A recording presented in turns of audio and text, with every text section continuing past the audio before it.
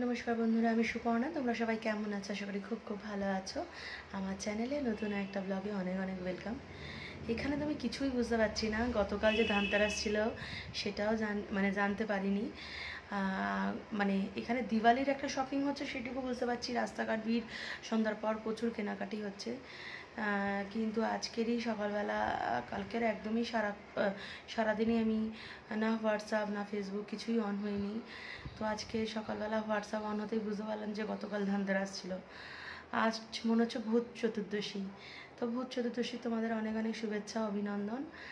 আর হয়তো কাল কালী পূজা, আমি কিছুই জানি না, সত্যি বলছি।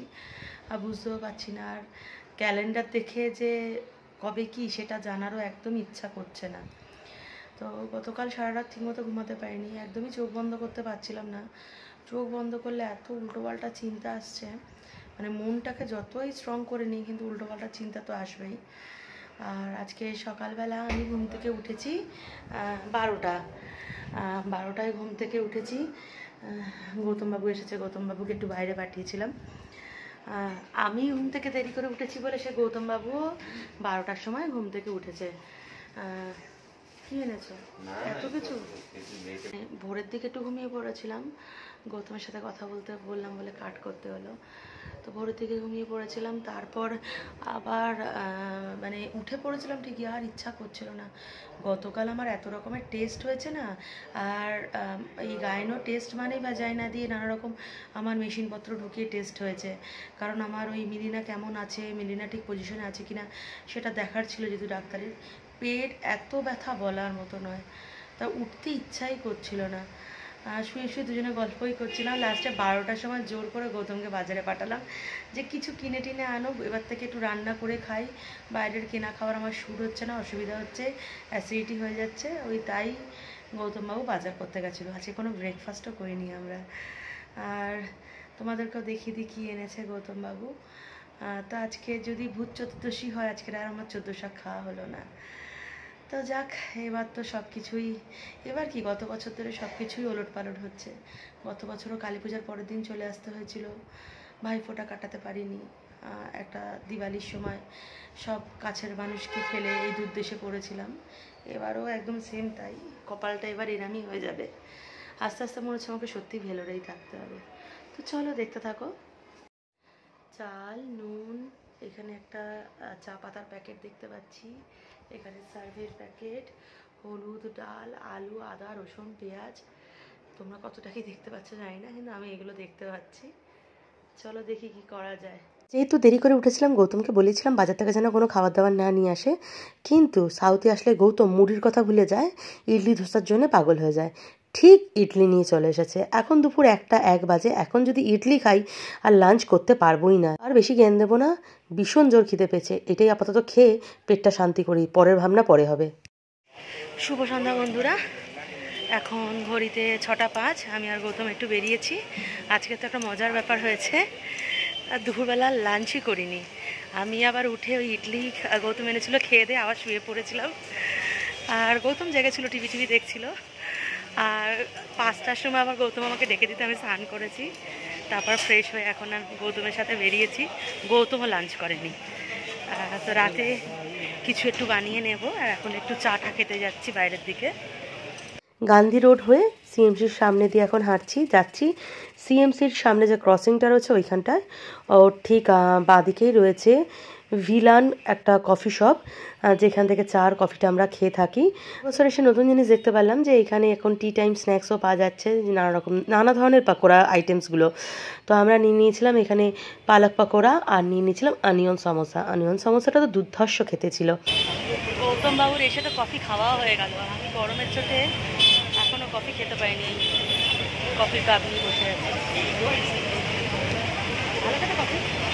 এখানে ডাল পাকোড়াটা ভীষণ টেস্টি, কিন্তু আজকে ডাল পাকোড়া পাইনি বলে অগত্যা পালক পাকোড়া নিয়েছিলাম, কিন্তু পালক পাকোড়াটা অত টেস্টি ছিল না।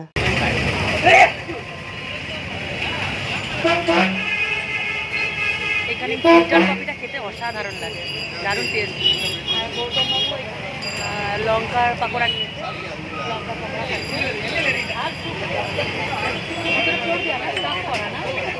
যে কোনো জিনিস গরম গরম খেতে বেশ ভালোই লাগে, আর একদম গরম গরম স্ন্যাক্সগুলো ভাজে খেতে দুর্ধর্ষ হয়। এবং এত এত পকোড়া ফ্রাই করা হয়, কিন্তু প্রায় 8:30 9টার মধ্যে সব কিন্তু পকোড়া সেল হয়ে যায়।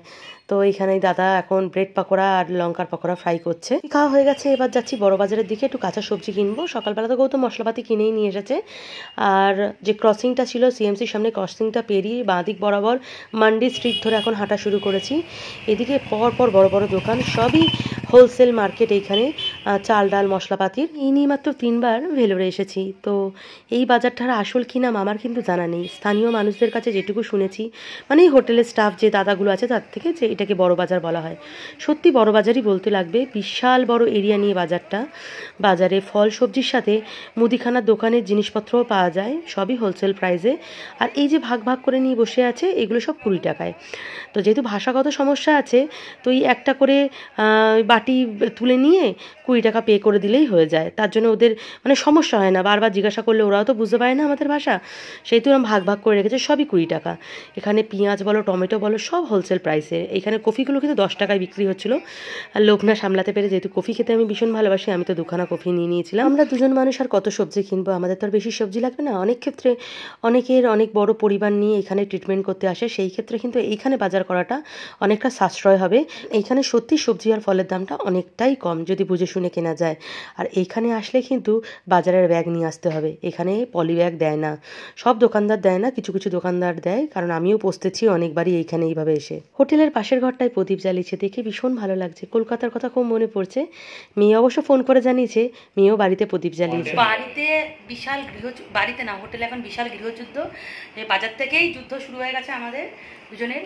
আচ্ছা, হোটেলে এত টাকা দিয়ে ও হোটেলে ডিম ভাত খাচ্ছে, এই খাচ্ছে, চিকেন খাচ্ছে, সেটা ঠিক আছে, কিন্তু বাজার ওইখানে মার্কেটে 20 টাকা করে সব কাটুরি কাটুরি। সবজি কিনতে ওর খুব কষ্ট, সবজি কিছুতেই কিনতে চাইছে না। নিয়ে এসেছে সকালবেলা চাল ডাল আদা রসুন পেঁয়াজ আর ডিম আর আলু, এই দিয়ে শুধু খাওয়া যায়, একটু সবজি না হলে। যে পুরো এরকম ছোটো ছোটো বাটি বাটি আমি দেখালাম, ওই বাটিতে বাটিতে সব 20 টাকা করে সবজি। আর একটু সবজি নিতে কী ক্ষতি, অনেক ঝামেলা করে তো সবজি কেনালাম। ফল 1 কেজি আপেল 40 টাকা, ভাবা যায়? 1 কেজি লেবু 50 টাকা, 1 কেজি। ওর নাকি টেস্ট নেই, প্রচুর লোক।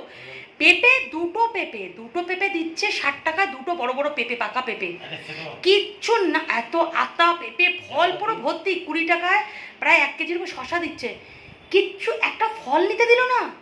সে কালো আঙুর থেকে ফল সব কাটুরি কাটুরি করে করে, মানে ছোটো বাটি করে করে সাজানো, একটা ফল ফল অন্তত নিই। সকালে ব্রেকফাস্ট এটা না হলে একটু পেঁপে খেলাম, একটু ফল খেলাম, শশা খেলাম, একটু আপেল, একটু বেদানাগুলো লাল টকটকে করছে। ও যেহেতু ফল পছন্দ করে না, কলকাতায়ও তো থাকলে ফল কিনতে চায় না, ও যেহেতু ফল পছন্দ করে না, ও ফল কিনবে না। এখনই যদি এক্ষুনি যাই, যদি বলি চলো একটু মুরগির মাংস আর মাছ নিয়ে আসি, এক্ষুনি বাজারে দৌড়ে যাবে, কি মাছ আর মাংসটা কিনে নিয়ে চলে আসবে। আর এই ফল কিছুতেই কিনতে চাইবে না। এখনো অশান্তি করে করে করে আসলাম, কিছুতেই ফল কিনলো না। অদ্ভুত মানুষ, মানে কিপটে হয়, এত কিপটে। মাছ মাংসের বেলা টাকা আছে, ফল আর সবজির বেলা টাকা নেই। হোটেলে খেয়ে নিচ্ছে, পরোটা খেয়ে নিচ্ছে, চিকেন খেয়ে নিচ্ছে, ভেজ থালি, একদম ডিম থালি খেয়ে নিচ্ছে, কিন্তু কফি খেয়ে নিল, অত সামোসা পাকোড়া খেয়ে নিল, তাতেও প্রচুর টাকা। কিন্তু ফল কিনতে গিয়ে ওর কথা, ও আমার থেকে বেশি জোরে কথা বলতে পারবে। ও এমন চিল্লাচ্ছে, চিৎকার করে যাচ্ছে, আমি এক্ষুনি কেটেই দেবো, কথাগুলো বাদ দিয়ে দেবো এডিট করে। ফালতু বক বক করে যাচ্ছে। আজকে আমি রান্নাও করে দেবো না, খিচুড়ি কিছু করে দেবো না, না খেয়ে শুয়ে থাকবে। ওই কফি আর কি পাকোড়া মাকোড়া খেয়েছে, ও খেয়েই শুয়ে থাকুক। এত অসভ্য লোক, আর শুধু ভ্যাজ ভ্যাজ ভ্যাজ ভ্যাজ করে যাচ্ছে, মাথা গরম করে দিচ্ছে আমার। হোটেল রুমে তো জমিয়ে ঝগড়া করলাম, কিন্তু এখন গৌতমের সাথে ঝগড়া করে সেই মজাটা পাই না। একটু তো গৌতমের বয়স হয়ে যাচ্ছে, একটুতেই হার স্বীকার করে নেয়। প্রথমে তো খুব চিৎকার করে, তারপর আবার চুপ হয়ে যায়। তো যাই হোক, আবার দুজনে মিয়া বিবি একসাথে চলে এসেছি গান্ধী রোডের বাজারে। কিছু জিনিস ভুলে গেছিলাম সেগুলো কিনতে। আর বাজারে ঢুকেই আমাদের মনে পড়েছিল যে আমরা টমেটো কিনে নিই, টমেটো তো দরকার, টমেটো ছাড়া কোনো তরকারি আমার বাবা ভালো লাগে না। যাই হোক, সবজি কিনে নিই। এত ঝগড়া অশান্তি করে আবার গৌতমবাবুর কথা শুনে, যেটা গান্ধী রোডে যে মার্কেটটা আছে সেখান থেকে আবার কতগুলো জিনিস নিয়ে আসলাম। কারণ গ্যাসে জ্বালাবে, তার দেশলাইটাই আনা হয়নি, এছাড়া গোটা জিরে, গোটা শুকনো লঙ্কা এইসব আনা হয়নি ফোড়ন দেওয়ার জন্যে। আবার তার জন্যে গেছিলাম। ঝগড়া হবে, আবার মিল হয়ে যাবে, এটাই তো নিয়ম। এখন রাতে রান্না হবে, চলে এসেছি। টুকিটাকি সব জিনিসপত্র নিয়ে, ইভেন কালকেরও সকালে কালকের কি রান্না হবে সেগুলো গুছিয়ে গাছিয়ে সব নিয়ে চলে এসেছি। যাই এবার একটু ফ্রেশ হয়ে, মানে ফ্রেশ মানে কি ড্রেসটা চেঞ্জ করে রাতের রান্নার দিকে যাবো। আমি আর গৌতম দুজনে প্রচুর জিনিস কিনেছি, নতুন সংসার বেরোরে আমাদের। সব কিছু নিয়ে চলে এসেছি, সবজি টবজি, দেশলাই, ঘি, তেল, মশলা, সয়াবিন, আলু, পেঁয়াজ, গোটা জিরে, ধনে, তারপরে পাঁচফোড়ন, শুকনো লঙ্কা, সব। ফোনের পর ফোন আসছে, আমি তো ফোনে কথা বলে যাচ্ছি, এদিকে গৌতমবাবু সব সবজি টবজি কেটে নিয়েছে। একটু রাতে খিচুড়ি মতো করে খেয়ে নেব সব রকমের সবজি দিয়ে। লঙ্কা নিয়ে নিয়েছো দুটো? হ্যাঁ, দুটো তিনটে নিয়ে নাও, আর গুঁড়ো লঙ্কা দিতে হবে না, আর শুকনো লঙ্কা ফোড়ন দেবে। সব সবজি টবজি কেটে সব গুছিয়ে নিয়ে এবার কিচেনের দিকে যাচ্ছি। রান্নাঘরটা যেহেতু বাইরের দিকে, এই গৌতমবাবু বাসন ধুচ্ছে, হাঁড়ি নেওয়া হয়েছে। তেল একটু কমাও না, কমই আছে, ডাস্টার দাও আমাকে।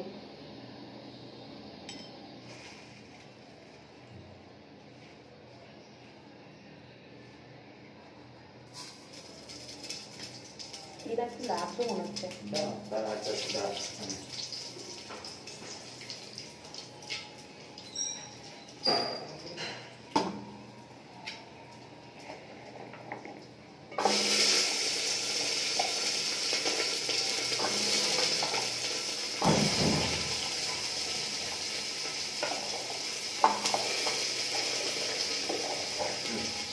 এখন আমি যুদ্ধ করতে যাচ্ছি, যুদ্ধ। দেখো কি করছি, একটু কম নিচ্ছে।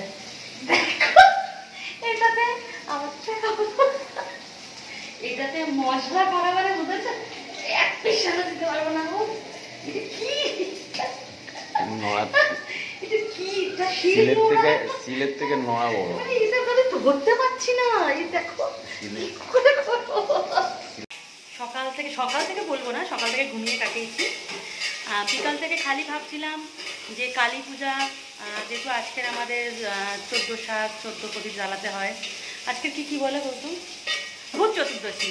আমি এবার কাকে জিজ্ঞাসা করছি, সে তো কিছুই জানে না। তো কলকাতা অলরেডি আমার মেয়ে ফোনে বললো বিশাল বাজি ফাটছে, এখানে বাজি ফাটছিল না। তো আমি ভীষণ আফসোস করছিলাম যে কালী পূজার ফিল আসছে না।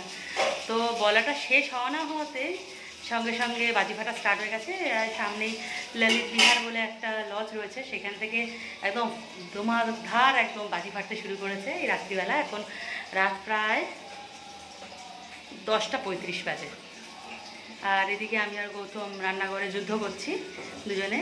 রান্না করব, একটা খিচুড়ি রান্না করতে গিয়ে দুজন মানুষ যুদ্ধ করছি, এই গৌতমবাবু আর আমি।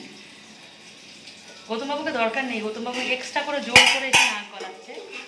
সব কাজে যেমন নাক গলা, এখানেও নাক গলাচ্ছে। আমার এত ফোন আসছিল, ফোনে তো ব্যস্ত হয়ে পড়েছিলাম। এদিকে গৌতমবাবু খিচুড়ি বানিয়ে নিয়েছে, আর দেখো কত ঝোল। স্যুপ বানিয়েছে, এটা খিচুড়ি না স্যুপ। চলো আজকের এই স্যুপওয়ালা খিচুড়ি খেতে খেতেই ভিডিওটা এন্ড করছি। তোমরা সবাই ভালো থেকো, সুস্থ থেকো। চলো বাই, গুড নাইট।